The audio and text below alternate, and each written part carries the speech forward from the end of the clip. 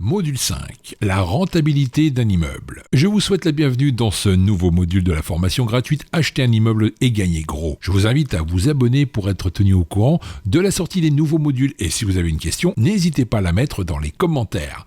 Notez bien que pour chaque module, il y a également une version écrite, elle est juste en dessous dans la description. On commence à entrer dans le concret. Dans ce module, on va voir ce qu'est un bien rentable. Comment on calcule les différents types de rentabilité brute, nette après impôt, ainsi que le cash flow. On terminera cette partie en expliquant la notion de biens immobiliers à cash flow et de biens immobiliers patrimoniaux. Beaucoup de calculs et de nouvelles notions dans ce module. Soyez attentifs et n'hésitez pas à relire s'il y a des choses que vous n'avez pas compris. Qu'est-ce qu'un bien rentable ? On va dans un premier temps définir ce qu'est une rentabilité. On l'entend partout. J'ai une renta de 10% brut, je n'investis pas en dessous de 15% net, j'ai une renta de 11% net.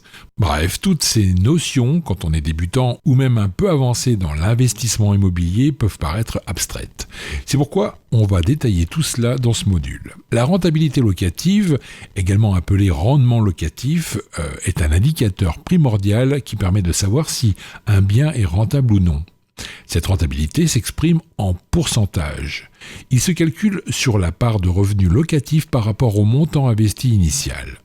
Mais alors, qu'est-ce qu'un bien rentable exactement ? Il y a plusieurs notions de bien rentable. Pour certains, un bien est rentable dès lors que le locataire paie une partie du loyer, ce qui n'est pas faux, puisqu'au final, une partie du prêt est payée par le locataire. C'est de l'argent qui rentre.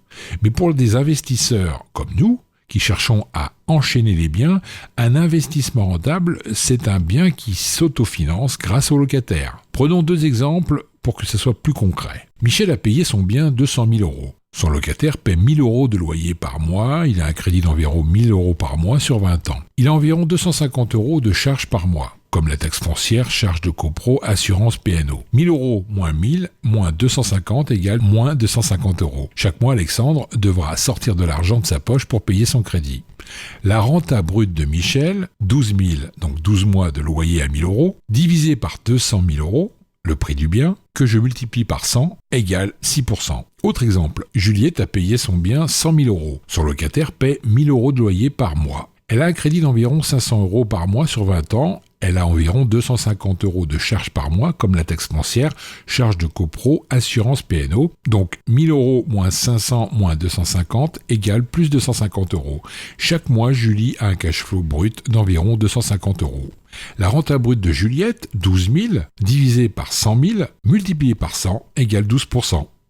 Je ne dis pas que Michel n'est pas rentable dans la réalité, car il a un rendement de 6% brut, ce qui est mieux que beaucoup d'autres investissements, PEA, assurance vie, mais ça ne sera pas suffisant pour enchaîner les biens. Juliette, en revanche, avec une renta de 12%, est un investisseur très rentable. Elle va pouvoir enchaîner les biens puisqu'elle ne sort rien de sa poche pour payer son prêt. Son locataire paie tout. Comment calculer la rentabilité d'un IDR ? On a commencé à faire des calculs de renta brute, mais sans tout expliquer. Je vais, dans cette partie, vous indiquer les différents types de rentabilité qu'on peut calculer pour un bien immobilier.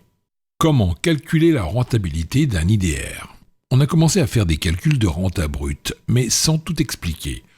Je vais, dans cette partie, vous indiquer les différents types de rentabilité qu'on peut calculer pour un bien immobilier.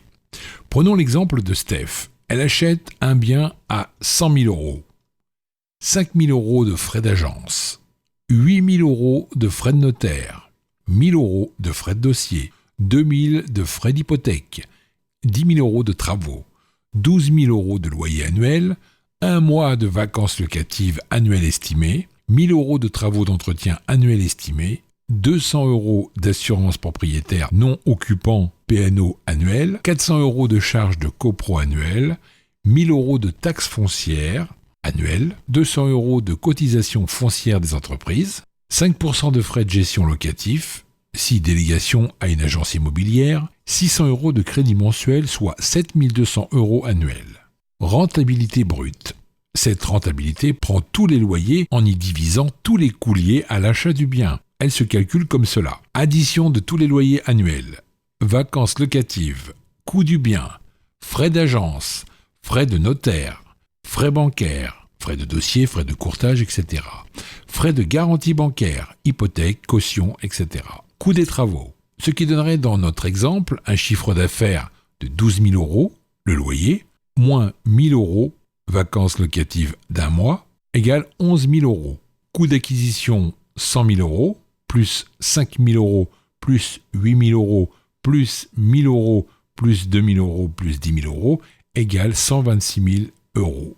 La rentabilité brute, 11 000 euros divisé par 126 000, égale 8,73%. Cette rentabilité est celle que vous trouverez sur les annonces immobilières ou que les agents immobiliers vous sortiront pendant les visites. Mais elle est fausse parce qu'il manque beaucoup d'informations et la réelle rentabilité sera loin de celle-ci. Néanmoins, elle permet de se faire une idée rapide de la rentabilité d'un bien lorsque vous vérifiez les annonces immobilières. Rentabilité nette. Cette rentabilité prend tous les loyers en y soustrayant tous les frais liés à l'exploitation. Ensuite, on divise le tout avec les coûts liés à l'achat du bien. Elle se calcule comme cela.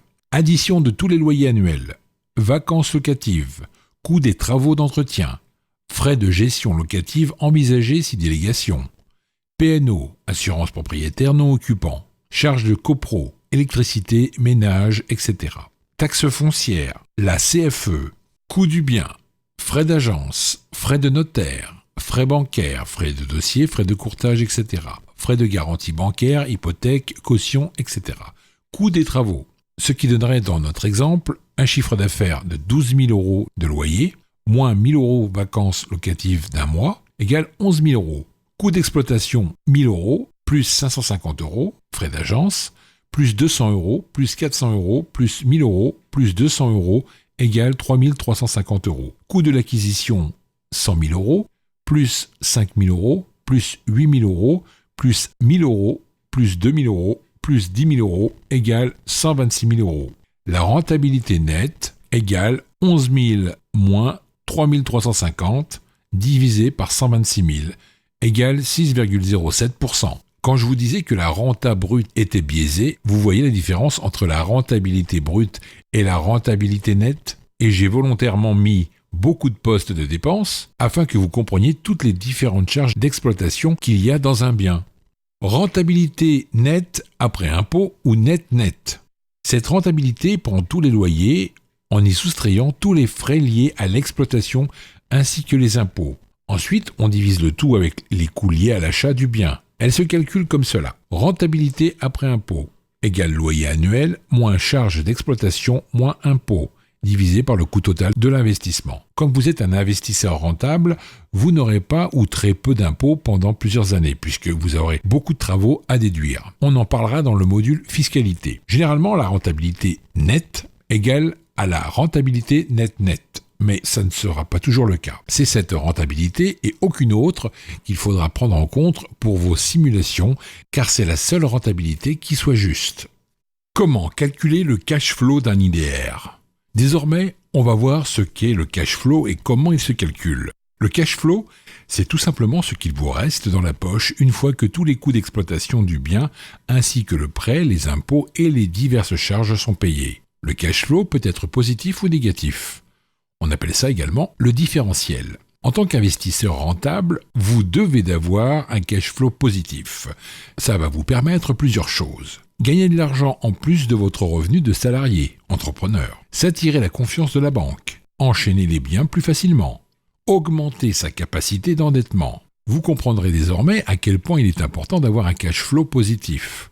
Les projets que la banque vous propose clé en main, par exemple, sont des investissements avec un cash flow négatif très souvent, ce qui signifie que vous devez faire un effort d'épargne tous les mois pour combler le crédit de votre bien immobilier. Si c'est le cas, fuyez. Pour calculer le cash flow, il faut prendre le total des loyers de l'année et soustraire toutes les charges impôts, prêts et travaux. Dans notre cas, il y a plus de charges que de loyers. Vous ne paierez donc aucun impôt. Si vous aviez des impôts à payer, il aurait fallu les soustraire au cash flow total. Voici le calcul du cash flow net-net. Chiffre d'affaires, 12 000 euros, loyer, moins 1 000 euros, vacances locatives, 1 mois, égale 11 000 euros. Coût d'exploitation, 1 000 euros, plus 550 euros, frais d'agence, plus 200 euros, plus 400 euros, plus 1 000 euros, plus 200 euros, égale 3 350 euros. Coût du prêt annuel, 7 200 euros. 11 000 euros moins 3 350 euros, moins 7 200 euros, égale 450 euros de cash flow annuel, soit 38 euros de cash flow par mois.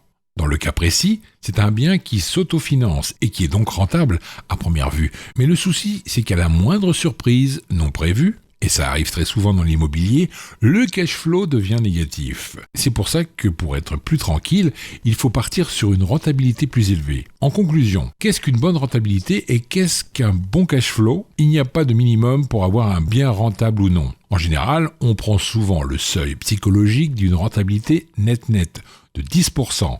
Ainsi, vous êtes sûr d'avoir un cash flow positif. Attention, je ne dis pas que 9% n'est pas bon, mais on va dire qu'avec 10%, vous êtes totalement tranquille. Bien à cash flow vs bien patrimonial. La grande question qu'on voit de partout. Sachez qu'il y a deux principaux types d'investisseurs immobiliers. Il y a ceux qui font de l'investissement patrimonial et ceux qui font de l'investissement à cash flow. Voici la différence. Un bien à cash flow, c'est un bien immobilier qui offre une bonne rentabilité, en général plus de 10%, et qui va vous rapporter du cash flow. En revanche, ce n'est pas un bien liquide, ce qui signifie que vous n'êtes pas sûr de le revendre facilement. De plus, lors de la revente, vous n'êtes pas sûr non plus de faire une plus-value. Le but du bien est de rapporter un maximum de cash flow en un minimum de temps. Ce sont des biens principalement dans des villes pas spécialement très sexy.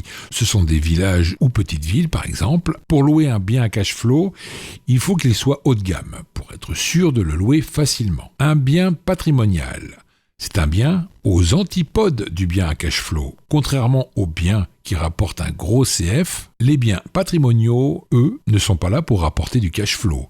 Leur but, c'est de miser sur la plus-value lors de la revente. Ce sont des biens basés dans des villes telles que Paris, Lyon, Bordeaux. Ce genre d'appartements sont sexy, ils peuvent se revendre facilement en quelques jours. Ils se louent très facilement puisqu'ils se trouvent dans des villes avec un marché très tendu. Alors que faut-il choisir exactement entre un investissement à cash flow et un investissement patrimonial ? Moi, ce que je conseille, c'est de commencer avec des biens à cash flow. Ainsi, vous allez pouvoir accumuler un maximum d'argent pendant plusieurs années afin d'avoir la confiance de la banque et pouvoir enchaîner les biens très rapidement. Ensuite, une fois que vous serez devenu un investisseur averti, que vous avez un cash flow suffisant pour en vivre, c'est-à-dire au grand minimum 5 000 euros net après impôt, vous pourrez passer à l'étape patrimoniale. En effet, le plus important dans la vie, c'est la diversification, puisqu'on ne sait pas ce qui peut se passer dans la vie. Donc, vous faites beaucoup de cash flow pendant plusieurs années, puis une fois que vous avez un gros cash flow, vous faites du patrimonial pour avoir des biens liquides. Dans mon cas, une fois mon projet actuel de 21 appartements terminé, j'aurai une quarantaine de biens, ce qui me fera environ 15 000 euros de loyer et un cash flow net après impôt de 7 à 8 000 euros par mois. Pour mon prochain investissement, je ferai du patrimonial. Mon CF étant suffisamment conséquent, désormais, je peux me permettre de faire un investissement patrimonial. Une notion très importante à retenir. Quel que soit votre cash flow, il ne faut pas oublier que chaque mois, lorsqu'on rembourse son crédit, on paie une partie du capital et le capital rentre dans notre patrimoine. Alors, le cash flow, c'est très important, mais le capital qu'on rembourse chaque mois n'est pas oublié pour autant.